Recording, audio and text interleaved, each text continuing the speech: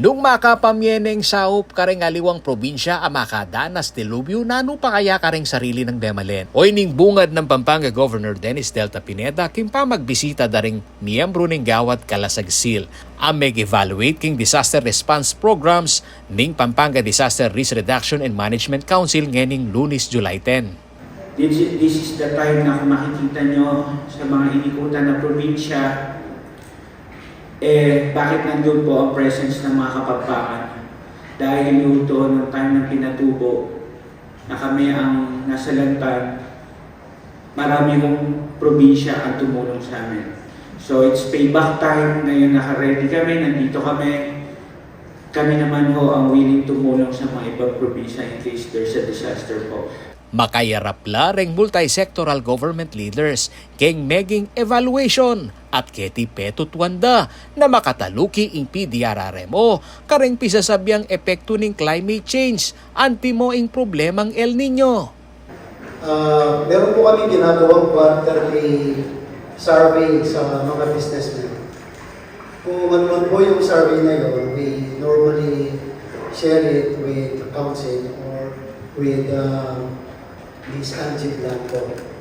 And sometimes they reciprocate to us naman. Kagaya po ngayon, we receive from them they are forwarding us na yung sa El Nino so that we know how to deal with El Nino with regards in operating our businesses in the province of Pampanga. So yun po, meron po kaming symbiotic relationship. Bisu-bisu o basta-basta yung evaluation na merapat king binignohol ning Kapitolyo. Bukod kareng sablang dokumento adinwang na ning provincial government kareng mag-evaluate, mi ka-interview portion mo naman ba ang kanitang akit nung makananuya ka disaster ready ing Pampanga. Based po dun sa naging assessment natin sa field validation, sa pag-check ng documents ng Pampanga, nakita natin na maganda at maayos yung kanilang documentation. At sabi nga po natin, maganda itong indikasyon na functional yung kanilang local dream council at offices. Ing performance na ning local government unit ing lalo na ning gawad Kalasagsil assessment. Nune ang yaman ning partisipasyon daring civil society group. Ito po, nare-recognize natin hindi lang po yung LGU, pero pati yung mga civil society organization, yung mga schools, yung mga hospital, pati po yung mga individual o grupo na nagpamalas ng kagalingan pagdating sa DRRM at sa climate change adaptation.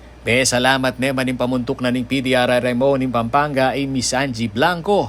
Eman kanu para karela ing galal aakakwan na ning probinsya, nune karenyang Kapampangan apag silbyana ning karelang opisina. Karen po kaya katamo kabalen kini probinsya po kalupad na po yung sasabihan ng governor, very optimistic ya po ita pong level of preparedness na po ning kaya katamo nga PDRIM Council po ang the province of Pampanga po.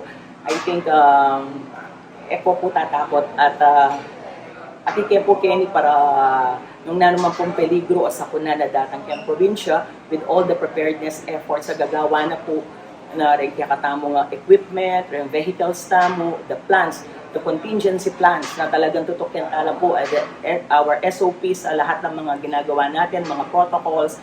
I think po safe po ang mga Kapampangan. Paula G. Santos, CLTV 36 News.